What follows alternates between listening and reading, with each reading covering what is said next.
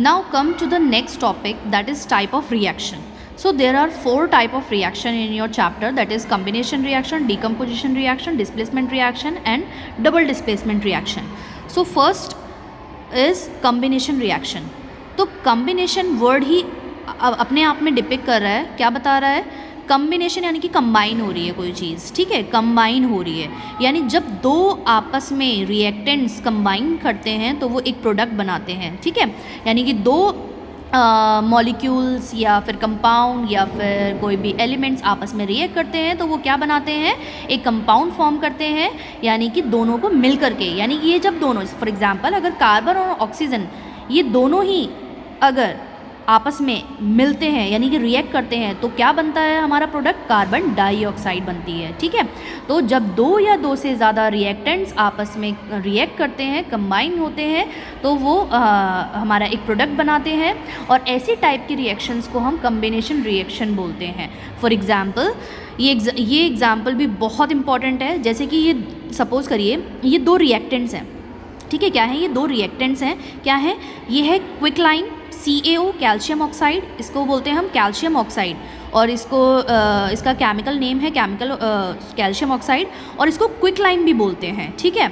और अगर क्विकलाइम को हम वाटर में ऐड करेंगे तो वो एक प्रोडक्ट बनाएगा, दैट इज़ स्लेगलाइम और कैल्शियम हाइड्रोक्साइड। देखो Ca is for calcium and OH for hydroxide, तो ये क्या बना, कैल्शियम हाइड्रोक्साइड, और इसे हम स्लेगलाइम भी बोलते हैं। बच्चे बहुत ही ज़्यादा कन्फ्यूज़ होते हैं, क्विकलाइम में, स्लेगलाइम में बहुत ज़्यादा कंफ्यूज होते हैं, और एक लाइम वाटर में, ये तीनों वर्ड्स में बहुत कंफ्यूज होते हो, ठीक है, लेकिन कंफ्यूज नहीं होना है। क्विकलाइम इसे बोलते हैं CaO और स्लेगलाइम हम इसे बोलते हैं, ठीक है, स्लेगलाइम कैल्शियम हाइड्रोक्साइड को बोलते हैं। अच्छा, जो हमारे घर में वाइट वॉश होती है ना बेटा, वो यही होती है, जो हम मार्केट से एक पाउडर लाते हैं, आपने देखा होगा, अगर किसी ने वाइट वॉश करते हुए देखा हो किसी को, तो जब भी वो एक पाउडर लाते हैं दैट इज़ क्विकलाइम। आपने ये नोटिस किया होगा, स्पोर्ट्स डे पर ना हम इस क्विकलाइम से ही लाइंस बनाते हैं, ड्रॉ करते हैं, वाइट कलर का जो पाउडर होता है ना, जिसे हम लाइंस बनाते हैं स्पोर्ट्स डे वाले दिन, या हमें डायरेक्शन फॉर्म करनी होती है तो इसी का यूज़ करते हैं। तो क्विकलाइम जो होता है, अगर हम क्विकलाइम को वाटर के साथ ऐड करेंगे ना, वाटर में ऐड करेंगे तो वो एक गाढ़ा पेस्ट बनाता है वाइट कलर का, मतलब एक लिक्विड फॉर्म में कर लेता है, गाढ़ा तो नहीं बट धीरे धीरे उसको पानी मिलाते जाते हैं तो वो थोड़ा सा वाइट वॉश की तरह बनता चला जाता है, जिसे हम स्लेगलाइम बोलते हैं, और ये प्रोडक्ट बनता है। अभी आप यहाँ पर नोटिस करोगे कि इन दोनों ने मिलकर, यानी जब ये दोनों आपस में रिएक्ट करें तो उन्होंने एक केमिकल फॉर्मूला एक केमिकल प्रोडक्ट बनाया है, और ऐसे टाइप को रिएक्शंस को हम क्या बोलते हैं, कम्बिनेशन, यानी जब दो रिएक्टेंट्स आपस में कंबाइन होते हैं तो वो कम्बिनेशन रिएक्शन कहलाती हैं, ठीक है। नेक्स्ट आता है हमारा डीकम्पोजिशन। डीकम्पोजिशन अपने आप में वर्ड क्या बता रहा है, जो डीकम्पोज हो रही है, डीकम्पोज का मतलब ब्रेक डाउन हो रही है, ठीक है। जब हमारा कोई भी प्रोडक्ट या कंपाउंड दो या दो से ज़्यादा प्रोडक्ट्स में ब्रेक डाउन होता है तो ऐसी टाइप के रिएक्शन को हम डीकम्पोजिशन कहते हैं, ठीक है। अब यहाँ पर आप एग्जाम्पल देखेंगे, that is calcium carbonate. Calcium carbonate भी हमारा क्या होता है, वाइट कलर का होता है, calcium carbonate, Ca for calcium and CO3 for carbonate. तो कैल्शियम कार्बोनेट ये हमारा एक कंपाउंड है, और जब ये कंपाउंड हाँ, यहाँ पर आप देखोगे कि ये दो प्रोडक्ट्स में ब्रेक डाउन हुआ है। कैसे, कैल्शियम कार्बोनेट जो है वो कैल्शियम ऑक्साइड में कन्वर्ट हो गया, प्लस कार्बन डाइऑक्साइड गैस में कन्वर्ट हो गया है। तो जब ये प्रोडक्ट है ये 2 पार्ट्स में या 2 प्रोडक्ट्स में डिवाइड हो गया है या ब्रेक डाउन हो गया है, तो ऐसी टाइप की रिएक्शंस को हम डीकम्पोजिशन रिएक्शन भी कहते हैं। और आपको अगर याद हो, मेरी प्रीवियस वीडियोस आपने देखी हैं तो आपने नोटिस किया होगा कि ये एग्जांपल हम ले चुके हैं चेंज इन कलर में, ठीक है। जब ये फेरस सल्फेट के क्रिस्टल्स ग्रीन कलर के होते हैं, जब हम उन्हें हीट प्रोवाइड करते हैं तो वो फेरिक ऑक्साइड और सल्फर डाइऑक्साइड और सल्फर ट्राइऑक्साइड में कन्वर्ट हो जाते हैं। तो यहाँ पर आपने देखा कि ये एक प्रोडक्ट है, एक रिएक्टेंट है और वो 3 प्रोडक्ट्स में कन्वर्ट हो गया है। तो ऐसी टाइप की जो रिएक्शंस जितनी भी आपको देखने को मिलेगी वो आपकी डिकम्पोजिशन होगी। और याद रहे कि आपके एग्जाम में आइडेंटिफाई करने के लिए आता है कि ये कौन सी टाइप की रिएक्शन है, ये इंपॉर्टेंट है, मैं बता दे रही हूँ, ये एग्जाम पॉइंट ऑफ व्यू से बहुत इंपॉर्टेंट है। आपको ये आइडेंटिफाई करने के लिए आएगा कि कौन सी रिएक्शन कम्बिनेशन है, डीकम्पोजिशन है, डिस्प्लेसमेंट है या फिर डबल डिस्प्लेसमेंट है, ओके। अब नेक्स्ट हम समझते हैं बेटा डिस्प्लेसमेंट रिएक्शन। तो डिस्प्लेसमेंट रिएक्शन का मतलब क्या होता है, डिस्प्लेस, यानी कि कोई किसी चीज़ को डिस्प्लेस कर रहा है।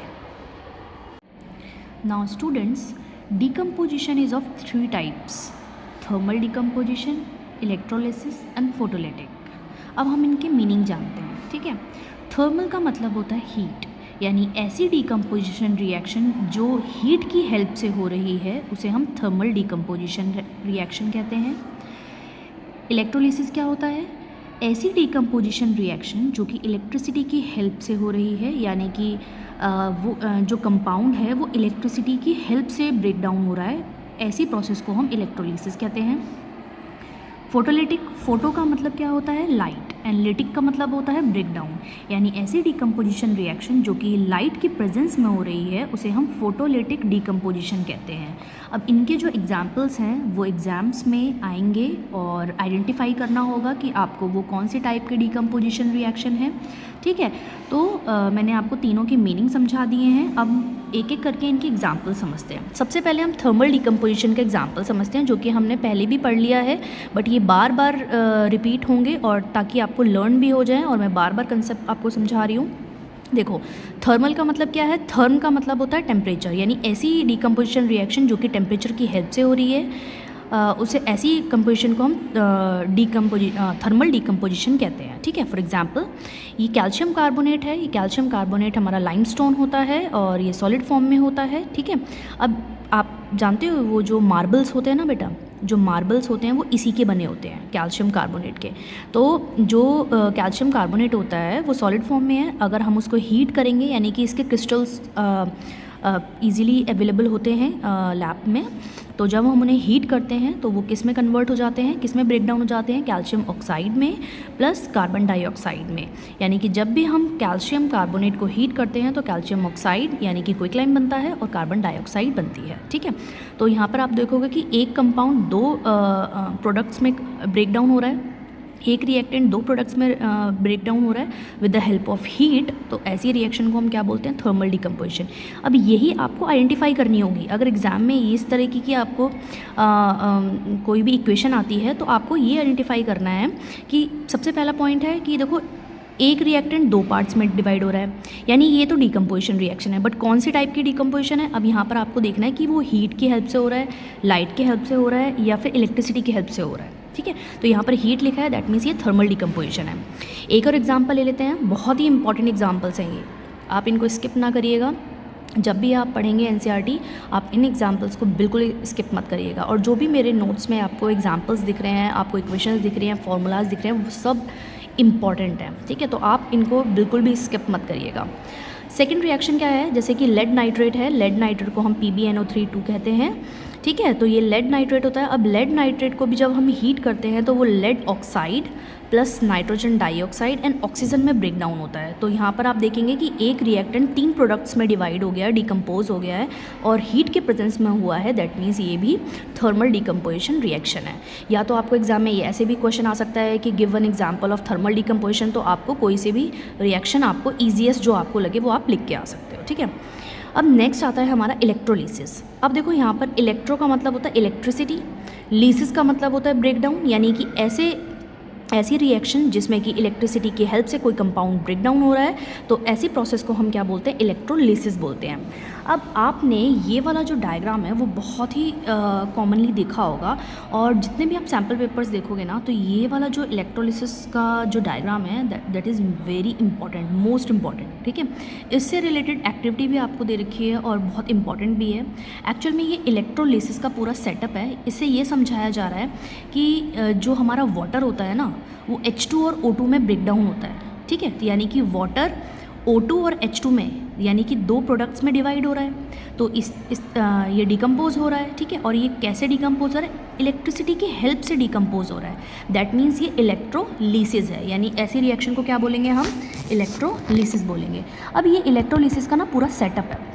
सेटअप क्या है? हमने एक बीकर ले रखा है, बीकर के अंदर हमने ना दो ये एनोड इलेक्ट्रोड्स कनेक्ट कर रखी है, ठीक है। आप यहाँ देखोगे ब्लैक कलर की ये है हमारी इलेक्ट्रोड्स। उनमें से एक एनोड है और एक है कैथोड। एनोड पर पॉजिटिव चार्ज होता है और कैथोड पर नेगेटिव चार्ज होता है, ठीक है। अब इन दोनों इलेक्ट्रोड्स को हमने कनेक्ट कर दिया है, किससे? बैटरी से। बैटरी से हमने कनेक्ट कर दिया है। और हमने इसको ऐसा मतलब सेट किया है कि इसके अंदर हमने बीकर के अंदर पहले वाटर फिल कर दिया था और जो इलेक्ट्रोड्स थी उनके ऊपर हमने बॉइलिंग ट्यूब्स को कवर करके रख दिया है, ठीक है। मतलब 2 बॉइलिंग ट्यूब्स को हमने कवर कर दिया था, इलेक्ट्रोड्स के ऊपर हमने फिक्स कर दिया था, ये बिल्कुल फिक्स होने चाहिए, ठीक है। अब मैंने पूरा सेटअप आपको समझा दिया। बीकर के अंदर वाटर है और ये 2 बॉइलिंग ट्यूब्स हैं जो कि हमने उसको इन्वर्ट करके हमने इलेक्ट्रोड्स के ऊपर फिक्स कर दिया है। नीचे से हमने इनको बिल्कुल ही जॉइंट कर दिया है और अच्छे से फिक्स कर दिया ताकि कोई लीक ना हो। सेकेंडली हमने इन दोनों इलेक्ट्रोड्स को किसी बैटरी से कनेक्ट कर दिया है।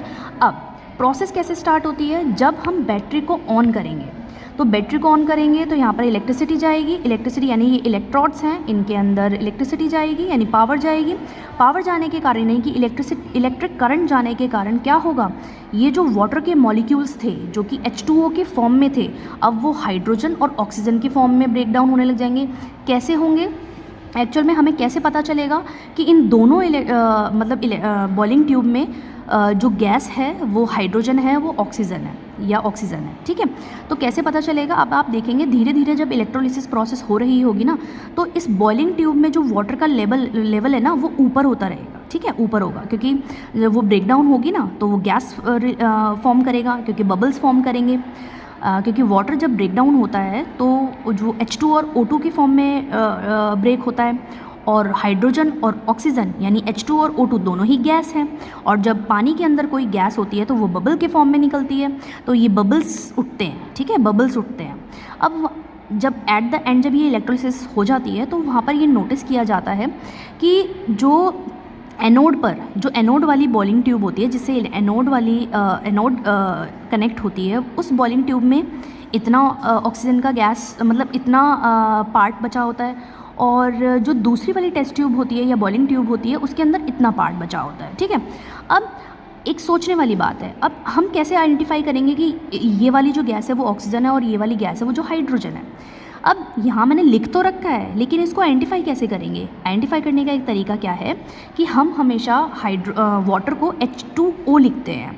H2O का मतलब क्या है, यानी हाइड्रोजन जस्ट ऑक्सीजन का डबल है, ठीक है। तो हम कैसे आइडेंटिफाई करेंगे, ये जो आप देखोगे ना, ये जो गैप है, ये जो हाइड्रोजन गैस है वो ऑक्सीजन का जस्ट डबल है, यानी कि जितनी भी ऑक्सीजन यहाँ पर कलेक्ट होगी वो इसका डबल रेशो में हाइड्रोजन कलेक्ट हो गया, ठीक है। और सेकेंडली एक तो ये तरीका हो गया। दूसरा तरीका क्या है, यहाँ पर इलेक्ट्रोड्स देखेंगे, नोटिस करेंगे, एनोड पर पॉजिटिव चार्ज होता है, तो पॉजिटिव चार्ज के ऊपर यहाँ पर कभी भी कोई भी पॉजिटिव चार्ज वाली गैस मतलब ऐसा एटम यहाँ पर होता ही नहीं जो यहाँ पर पॉजिटिव चार्ज रखता है। यहाँ पर अपोजिट चार्ज वाला कोई गैस कलेक्ट होगा। तो एनोड पर यहाँ पर अपोजिट चार्ज वाली गैस कलेक्ट हुई है, यानी कि ऑक्सीजन, क्योंकि ऑक्सीजन पे नेगेटिव चार्ज होता है, ठीक है, O2 नेगेटिव होता है। यहाँ पर कैथोड है, कैथोड पर नेगेटिव चार्ज है, तो यहाँ पर क्या है, हाइड्रोजन कलेक्ट हुई है, यानी कि उस पर क्या है, पॉजिटिव चार्ज है। तो अपोजिट चार्ज ही तो अट्रैक्ट करते हैं ना, है ना। तो एनोड पर हाइड्रोजन कलेक्ट नहीं हुई और ना ही कैथोड पर ऑक्सीजन कलेक्ट हुई। क्या हुआ है, बल्कि एनोड पर ऑक्सीजन गैस कलेक्ट हुई है और कैथोड पर हाइड्रोजन गैस कलेक्ट हुई है, और कैसी रेशो में, 2:1 रेशो में, यानी कि हाइड्रोजन की इसकी रेशो 2 है और ऑक्सीजन की रेशो 1 है। तो यही समझाया जाता है कि हाइड्रोलिसिस जब होती है, यानी H2O जो लिक्विड फॉर्म में होता है वो गैसियस फॉर्म में कन्वर्ट हो जाता है, ब्रेक डाउन हो जाता है with the help of electricity, और किस रेशो में, 2:1, क्योंकि आप देखोगे यहाँ पर जो हाइड्रोजन गैस होती है वो डबल होती, यहाँ पर हाइड्रोजन जो गैस है वो डबल है और ऑक्सीजन जो है वो उसका जस्ट हाफ है, तो यहाँ 2:1 में ये बिल्कुल कलेक्ट हो जाता है, ठीक है। यहाँ पर लिखा भी है कंक्लूजन में, आपको नोट्स में दिख जाएगा। कंक्लूजन क्या है, that the ratio of hydrogen and oxygen element in water is 2:1 by volume. तो इसका वॉल्यूम आपको मैंने समझा दिया है, ठीक है। अब इसके बाद हम करते हैं फोटोलिटिक रिएक्शन, ठीक है। फोटोलिटिक रिएक्शन मैंने क्या बताया आपको, फोटोलिटिक का मतलब क्या होता है, फोटो मतलब लाइट, लिटिक मतलब ब्रेकडाउन, यानी ऐसी रिएक्शन, ऐसी डिकम्पोजिशन रिएक्शन जिसमें प्रोडक्ट जो है वो लाइट की प्रेजेंस में ब्रेकडाउन हो रहा है, तो ऐसी रिएक्शन को हम फोटोलिटिक रिएक्शन कहते हैं। अब एक एग्जांपल देखते हैं, जैसे कि इसमें सिल्वर क्लोराइड है, सिल्वर क्लोराइड को हम AgCl लिखते हैं, या आप एग्जाम्पल ले सकते हो सिल्वर ब्रोमाइड AgBr, तो जब भी हम सिल्वर क्लोराइड को लाइट की प्रेजेंस में रखते हैं तो वो सिल्वर प्लस क्लोराइड में कन्वर्ट हो जाता है, ब्रेक डाउन हो जाता है, क्लोरीन जो गैस में इवोल्व हो जाती है और सिल्वर जो इसमें से AgCl में से जो सिल्वर है वो सॉलिड फॉर्म में रह जाता है। ठीक है, अब आप यहाँ नोटिस करोगे जो ये सिल्वर क्लोराइड है ना, ये जो केमिकल्स होते हैं ना जो कि लाइट सेंसिटिव होते हैं यानी कि लाइट के प्रेजेंस में ब्रेक डाउन हो जाते हैं, उनको बहुत ही छुपा के रखा जाता है लैब में। यानी लैब में जो सिल्वर क्लोराइड होगा उसे बहुत ही मतलब अंधेरे में रखा जाएगा ताकि जहाँ पर लाइट ना पहुँच पाए, क्योंकि अगर लाइट जैसे ही उस केमिकल को मिलेगी वो रिएक्शन होने लग जाएगी, वो डिकम्पोजिशन में डिकम्पोज होने लग जाएगा और उसका प्रोडक्ट जो है वो कन्वर्ट हो जाएगा। तो यहाँ पर प्रोडक्ट सिल्वर और क्लोराइड में कन्वर्ट हो जाएगा। ठीक है, तो ये रिएक्शन जो होती हैं वो फोटोलिटिक रिएक्शन होती हैं। आई होप आपको डिकम्पोजिशन रिएक्शन समझ में आ गया होगा। Now come to the displacement reaction. अब ये डिस्प्लेसमेंट देखते हैं। देखो, डिस्प्लेस मतलब डिस्प्लेस कर दिया यानी हटा दिया, यानी कि अगर मुझसे कोई पावरफुल पर्सन होगा तो वो मुझे हटा करके खुद लग जाएगा, है ना। तो ऐसे टाइप की रिएक्शन को तो हम डिस्प्लेसमेंट कहते हैं। यानी अगर केमिस्ट्री की हम बात करेंगे तो कोई अगर पावरफुल एलिमेंट होगा तो वो अपने से वीक एलिमेंट को हटा करके खुद लग जाएगा। तो ऐसी टाइप की रिएक्शन को तो हम डिस्प्लेसमेंट कहते हैं। ठीक है, यानी कि जो स्ट्रॉन्ग और हाई रिएक्टिव एलिमेंट होते हैं वो वीक और लेस रिएक्टिव एलिमेंट्स को हटा करके खुद लग जाते हैं। तो अब हम इसका एग्जांपल देखते हैं। देखो, ये एग्जांपल भी बहुत इंपॉर्टेंट है। यहाँ पर देखो क्या लिखा है, यहाँ पर लिखा है कॉपर सल्फेट। ठीक है, कॉपर सल्फेट जो कि ब्लू कलर का सब्सटेंस होता है, केमिकल होता है, पाउडर सॉलिड फॉर्म में प्रेजेंट होता है, एक्वस में भी प्रेजेंट होता है हमारी लैब में। और जब ये कॉपर सल्फेट के अंदर अगर हम जिंक को डाल देते हैं, ठीक है, तो क्या होगा, जो जिंक होता है ना वो इस कॉपर को हटा देगा और खुद क्या बन जाएगा, ZnSO4, यानी ये सॉल्ट बन जाएगा। जब भी जिंक कॉपर सल्फेट के साथ रिएक्ट करेगा तो वो कॉपर को हटा करके खुद लग जाएगा उसकी जगह। क्यों लगेगा? ऐसा तभी हो सकता है ना जब कॉपर से ज़्यादा रिएक्टिव जिंक हो। अगर कॉपर से वीक होता जिंक तो ये कभी नहीं हटा पाता, लेकिन जिंक जो है वो कॉपर से हाई रिएक्टिव होता है, इसीलिए इसने क्या करा, कॉपर को डिस्प्लेस कर दिया और उसकी जगह वो खुद लग गया है और कॉपर को सेपरेट कर दिया। तो ऐसी टाइप की रिएक्शंस को हम क्या बोलते हैं, डिस्प्लेसमेंट रिएक्शन कहते हैं, जिसमें कि high reactive element less reactive element को क्या कर देता है, लेस रिएक्टिव एलिमेंट को हटा देता है। ठीक है, और इससे रिलेटेड एक्टिविटी भी है और वो एक्टिविटी बहुत इंपॉर्टेंट है। अब यहाँ पर जो मैं आपको बोल रही हूँ ना कि हमें ये कैसे पता चला कि जिंक जो है वो कॉपर से हाई रिएक्टिव है, तो बेटा आपके सिलेबस में एक रिएक्टिविटी सीरीज़ है, वो रिएक्टिविटी सीरीज़ आपको लर्न करनी है बहुत ही अच्छे से। और ये रिएक्टिव सीरीज़ क्या है, सबसे पहले आता है पोटेशियम, फिर sodium, calcium, magnesium, aluminium, zinc, iron, lead, hydrogen, copper, mercury, silver, gold. ठीक है, ये रिएक्टिविटी सीरीज़ है। जैसे जैसे आप नीचे जाते जाओगे रिएक्टिविटी डिक्रीज होती जाएगी और जैसे जैसे आप ऊपर की तरफ जाते जाओगे रिएक्टिविटी हाई होती जाएगी। अब हमने एग्जांपल क्या देखा था, जिंक और कॉपर का देखा था। आप देखिए जिंक यहाँ पर है और कॉपर यहाँ पर है, तो आप बताइए कि हाई रिएक्टिव कौन है। ऑब्वियस सी बात है, ऊपर की तरफ कौन है, जिंक है, यानी ये हाई रिएक्टिव है, किससे, कॉपर से। तो ये इस रिएक्टिविटी सीरीज़ के बेसिस पर हम अपने नोटिस करते हैं, हम अपने केमिकल रिएक्शंस को देखते हैं कि कौन सा एलिमेंट किसको डिस्प्लेस कर सकता है, किसको नहीं कर सकता है। जो वीकर होगा वो नहीं कर पाए, जैसे कॉपर है, ठीक है। अगर हम गोल्ड की बात करेंगे तो जो गोल्ड होगा वो कॉपर को डिस्प्लेस नहीं कर पाएगा, लेकिन कॉपर जो होगा वो गोल्ड को डिस्प्लेस कर देगा, क्योंकि गोल्ड जो है वो कॉपर से लेस रिएक्टिव है और जो कॉपर है वो गोल्ड से हाई रिएक्टिव है। तो कॉपर तो गोल्ड को डिस्प्लेस कर देगा, लेकिन गोल्ड कभी भी कॉपर को डिस्प्लेस नहीं कर पाएगा। तो ये है रिएक्टिविटी सीरीज़, ठीक है। जो ये जितने जितने ऊपर की तरफ एलिमेंट्स होंगे वो हाई रिएक्टिव होंगे। ऑब्वियस सी बात है, पोटेशियम और सोडियम हाई रिएक्टिव एलिमेंट्स होते हैं और इतने हाई रिएक्टिव होते हैं कि इनको ओपन में नहीं रखा जाता है, इनको केरोसिन ऑयल में रखा जाता है, क्योंकि ये ऑक्सीजन के प्रेजेंस में यानी कि एयर से ही रिएक्ट कर जाते हैं और इनमें आग लग जाती है। तो ये हाई रिएक्टिव एलिमेंट्स होते हैं और ये बहुत ही सॉफ्ट भी होते हैं, इन्हें नाइफ से कट भी किया जा सकता है, ठीक है। फिर यहाँ हाइड्रोजन न्यूट्रल में आ जाता है और ये वीकेस्ट होते हैं।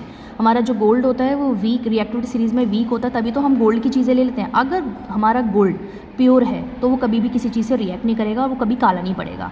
अब हम जो आजकल सिल्वर पहन रहे हैं वो सिल्वर काली हो जाती है ना, क्यों? क्योंकि उसमें कहीं ना कहीं इम्प्योरिटी प्रेजेंट होती है। क्योंकि अगर प्योर जो सिल्वर होगा ना रिएक्ट ही नहीं करता है, ठीक है। आप देखिए रिएक्टिविटी सीरीज़ में सिल्वर बहुत नीचे है, यानी कि वो बाकी एयर में प्रेजेंट एलिमेंट से, गैसेस से रिएक्ट नहीं करता है, बट अगर इम्प्योरिटी प्रेजेंट है तो वो बिल्कुल रिएक्ट करेगा और वो काली पड़ जाती है, ठीक है। तो ये एग्जाम्पल था, अब आपने देख लिया एग्जाम्पल। और भी एग्जाम्पल देख सकते हैं, जैसे कि लेड है, लेड अगर कॉपर क्लोराइड के साथ रिएक्ट करता है तो अब क्या होगा, देखो यहाँ पर लेड क्लोराइड बन गया, यानी कि लेड ने कॉपर को डिस्प्लेस कर दिया। कैसे करा, यहाँ ही देख लेते हैं हम, इस रिएक्टिविटी सीरीज़ में यहाँ देख लेते हैं। लेड यहाँ पर है, कॉपर यहाँ पर है, तो लेड कॉपर से हाई रिएक्टिव है, इसीलिए लेड ने कॉपर को डिस्प्लेस कर दिया, हटा दिया, और हटा करके खुद उसकी जगह लग गया, ठीक है, यानी खुद उसकी जगह क्लोरीन के साथ अटैच हो गया। तो ये जो इसी टाइप की जो रिएक्शंस होती हैं वो हमारी डिस्प्लेसमेंट रिएक्शन होती है, ठीक है। अब यहाँ पर आप नोटिस करोगे कि यहाँ पर सिंगल एलिमेंट का डिस्प्लेसमेंट हो रहा था, है ना, इसने लेड ने कॉपर को डिस्प्लेस कर दिया, सिर्फ एक ही एलिमेंट ने डिस्प्लेस किया, ठीक है। अब जो नेक्स्ट हमारी रिएक्शन आएगी ना, डबल डिस्प्लेसमेंट, उसमें क्या है कि दो एलिमेंट्स जब आपस में डिस्प्लेस कर रहे हैं एक दूसरे को, तो उसे हम डबल डिस्प्लेसमेंट कहते हैं। जैसे कि डबल डिस्प्लेसमेंट का मतलब क्या है, जब दो एलिमेंट्स आपस में एक दूसरे को डिस्प्लेस कर रहे हैं, एक्सचेंज कर रहे हैं, या दो कंपाउंड्स अपने आयंस को एक्सचेंज कर करके एक न्यू कंपाउंड बना रहे हैं, ऐसे टाइप के रिएक्शन को हम डबल डिस्प्लेसमेंट रिएक्शन कहते हैं। For example this equation is also very important, जो रिएक्शन है बहुत इंपॉर्टेंट है। इसमें क्या है, जो बेरियम क्लोराइड है वो सोडियम सल्फेट के साथ जब रिएक्ट करता है तो वो बेरियम सल्फेट बना लेता है और NaCl बना लेता है। अब आप यहाँ नोटिस करोगे जो बेरियम क्लोराइड था वो ब्रेक डाउन हुआ Ba2+ में, क्लोरीन में, ठीक है। और यहाँ पर जो ये सोडियम सल्फेट था, वो सोडियम सल्फेट किस में ब्रेक डाउन हुआ, सोडियम में ब्रेक डाउन हुआ, सल्फेट में ब्रेक डाउन हुआ, ठीक है। ये ब्रेक डाउन समझ में आ गया आपको। अब देखो क्या हुआ, बेरियम ने सल्फेट के साथ कंबाइन कर लिया और सोडियम ने क्लोरीन के साथ कंबाइन कर लिया। क्यों करा, क्योंकि आपने हमेशा पढ़ा है कि पॉजिटिव चार्ज और पॉजिटिव चार्ज कभी भी एक साथ नहीं आ सकते हैं, ठीक है। हमेशा पॉजिटिव अट्रैक्ट करता है नेगेटिव, ठीक है। तो पॉजिटिव आयन जो होता है वो नेगेटिव आयन के पास जाता है और नेगेटिव आयन पॉजिटिव आयन के पास जाता है। कभी भी सेम आयन्स एक दूसरे के साथ अटैच नहीं करते हैं, अपोजिट आयन्स ही करते हैं, ठीक है। तो यहाँ पर देखोगे कि बेरियम के पास पॉजिटिव चार्ज है और यहाँ पर सोडियम के साथ पॉजिटिव चार्ज है, तो ये दोनों आपस में कंपाउंड नहीं बना सकते। बनाएगा कौन, बेरियम पॉजिटिव जो है वो नेगेटिव के साथ बनाएगा, इसीलिए जो बेरियम है वो सल्फेट के साथ रिएक्ट कर जाता है, कंबाइन कर जाता है, और जो क्लोराइड है जो कि जिस पर कि पॉजिटिव चार्ज होता है Na पॉजिटिव, वो क्लोरीन यानी Cl नेगेटिव के साथ कंबाइन कर लेता है और हमारे कंपाउंड बना लेता है BaSO4 और NaCl2। तो आई होप आपको ये डबल डिस्प्लेसमेंट रिएक्शन क्लियर हो गई होंगी। अब ये ना ईजी तरीके से जिसको ना समझ में आए विदाउट एग्जाम्पल मैं आपको समझा सकती हूँ। जैसे कि देखिए ये क्या है, कम्बिनेशन रिएक्शन है जिसमें कि A+B देखो कंबाइन हो रहा है, AB बन गया। इन दोनों ने कंबाइन करके क्या बना लिया, कंपाउंड AB बना लिया, प्रोडक्ट, यानी कि इन दो रिएक्टेंट्स ने मिलकर के एक प्रोडक्ट बनाया AB। डीकम्पोजिशन क्या होता है, अब AB रिएक्टेंट होता है वो ब्रेक डाउन होकर के यानी कि टूट करके वो A+B में कन्वर्ट हो जाता है, ठीक है। आप यहाँ पर देख पा रहे हो कंबाइन मतलब कंबाइन हो गया, डीकम्पोज मतलब टूट गया। डिस्प्लेसमेंट का मतलब क्या है, देखो यहाँ पर कोई सपोज करो AC कोई कंपाउंड है और वो B एलिमेंट के साथ रिएक्ट कर रहा है, तो अब क्या होगा, ये जो B एलिमेंट होगा क्या पता वो हाई रिएक्टिव मेटल हो, ठीक है। अब वो हाई रिएक्टिव मेटल है, उसने इस वाले यानी कि C को डिस्प्लेस कर दिया है और खुद उसकी जगह लग गया है और उसने क्या बना लिया है, AB फॉर्म कर लिया है प्लस C को अलग कर दिया है। तो ये यहाँ पर सिंगल एलिमेंट का डिस्प्लेसमेंट हो रहा है, इसीलिए ये डिस्प्लेसमेंट रिएक्शन है या सिंगल डिस्प्लेसमेंट रिएक्शन है। डबल डिस्प्लेसमेंट को क्या कहेंगे, जब यहाँ पर सपोज करो AC और BD दो रिएक्टेंट हैं और दोनों आपस में रिएक्ट कर रहे हैं और उन्होंने रिएक्शन के बाद क्या कंपाउंड बनाया है, A ने B के साथ कंबाइन कर लिया है और C ने D के साथ कंबाइन कर लिया है। क्यों, क्योंकि यहाँ पर आयंस मैंने आपको एग्जांपल समझाए थे। अब यहाँ पर दो चीज़ों का डिस्प्लेसमेंट हो रहा है, दो एलिमेंट्स का डिस्प्लेसमेंट हो रहा है, इसीलिए हम इसे डबल डिस्प्लेसमेंट रिएक्शन कहते हैं। आई होप आपको ये सारे रिएक्शन समझ में आ गए होंगे ईजी वे में। मैंने जहाँ तक कोशिश करी है आपको ईजी से ईजीएस्ट वे में समझाने की कोशिश करी है। आई होप आपको अच्छे से समझ में आ गया।